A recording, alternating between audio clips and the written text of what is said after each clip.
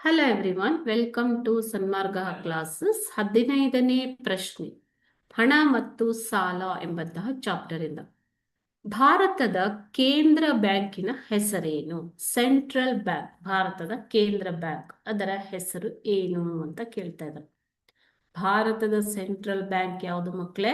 ಭಾರತೀಯ reserve bank of India. ಇದು ಭಾರತದ ಕೇಂದ್ರ ಬ್ಯಾಂಕ್ ಆಗಿ ಕಾರ್ಯನಿರ್ವಹಿಸ್ತಾ ಇದೆ. ಓಕೆನಾ?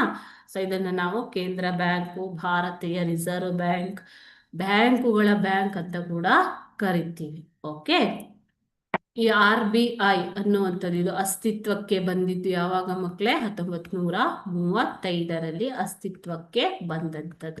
ಎಲ್ಲ ಬ್ಯಾಂಕುಗಳನ್ನ ನಿಯಂತ್ರಿಸುವ ಸಲುವಾಗಿ ಈ ಒಂದು RBI ಅನ್ನ ಸ್ಥಾಪನೆ ಮಾಡಲಾಯಿತು. ಆದ್ದರಿಂದ ಇದನ್ನ ಕೇಂದ್ರ ಬ್ಯಾಂಕ್ ಅಂತ ಕರೀತಾರೆ. Okay, thank you.